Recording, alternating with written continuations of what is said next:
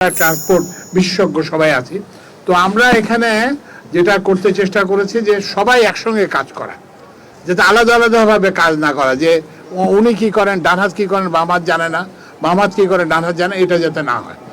আরেকটা যেটা হচ্ছে যে ওই যে আমাদের যে চীনা বন্ধু যিনি যেটা বললেন যে আমরা একটা এখন হচ্ছে কি যে আমাদেরকে কিন্তু ওই ট্রেডিশনাল বা যেটা মানে পুরনো সমাধান চিন্তা করলে সমাধান করা যাবে না।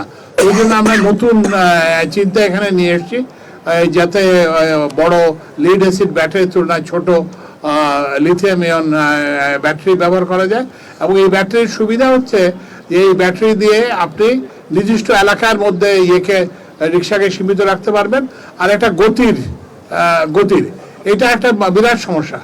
আমি একদিন আমি আগে জানেন আমি বিশ্ববিদ্যালয়ে পড়াতাম, একদিন আমি বিশ্ববিদ্যালয়ে যাচ্ছি, তো যাওয়ার পথে এরকম একটা ই রিক্সা, মানে এই যেটা বলে যে আমাদের ওই যে ব্যাটারি চালিত রিক্সা এসে আমার গাড়ির একদম সোজা দিয়ে টেনে চলে যায়। তো আমি তখন গাড়ি থেকে নামলাম, গাড়ি থেকে নেমে দেখলাম যে একটা বাচ্চা ছেলে চালাচ্ছে এবং তার কোনো প্রশিক্ষণ নাই, কিছুই নাই। সে ব্যাটারি ওই যে একটা ব্রেক কষতে হবে সেটাও সে পারে না।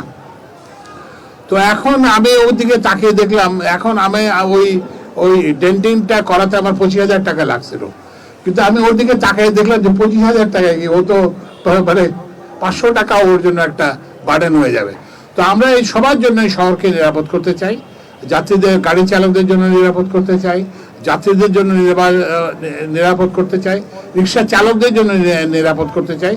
আমরা আশা করি যে আপনারা আমাদের এই উদ্যোগে সহায়তা করবেন এবং এই সহায়তার ফলে আমরা এই শহরকে আবার একটা বসবাসযোগ্য নগরীতে পরিণত করতে পারবো।